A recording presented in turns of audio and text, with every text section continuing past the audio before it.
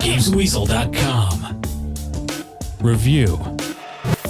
It's hard what to make of Heavy Rain. It's not really a game as we know it, and it's not really a movie. If you can imagine the two being merged together, where you get to make some of the decisions and even control the movement of the characters in a movie, then you're close to what Heavy Rain is. In this game, the story is definitely the star, as you play as a number of different characters who are all involved in some way with the Origami Killer, a nasty piece of work that drowns people. Now, I won't go into any more details for fear of spoilers, but let it be known that all the characters are compelling, and the atmosphere in the game just draws you in further the more you play it. It's not a happy game by any means, and movies the game does remind me of are the thrillers Seven, Zodiac, Minority Report, and even Saw. The controversial control method may not be everyone's cup of tea, but somehow it does work. Gestures are used for opening doors, starting cars, and even tying ties or changing babies. Do them too quickly or not correctly and you either have to try again, or the story just moves on in a different way it would have if you'd have done it correctly. QuickTime events are also used for more frantic moments during fight or chase scenes, and believe me when I say they can really get the blood pumping. My only gripe here is sometimes the icons aren't too clear to read at short notice, and you do miss a command when otherwise you'd nail it. The game never really tells you game over though, and it just means something slightly different happens in the story, which of course encourages replaying it. The graphics, motion capture and voice acting is also very convincing, but it's so good that occasionally it is let down by the occasional video or audio glitch or dodgy texture or those dead eyes moments during close-ups, but again, it never really takes away from the brooding atmosphere that sucks you into the game, albeit after a slow start that lasts the first couple of hours. If you want a game that has a high replayability factor due to multiple endings depending on your actions, which is effectively a series of extremely well put together interactive cutscenes, then you will love Heavy Rain.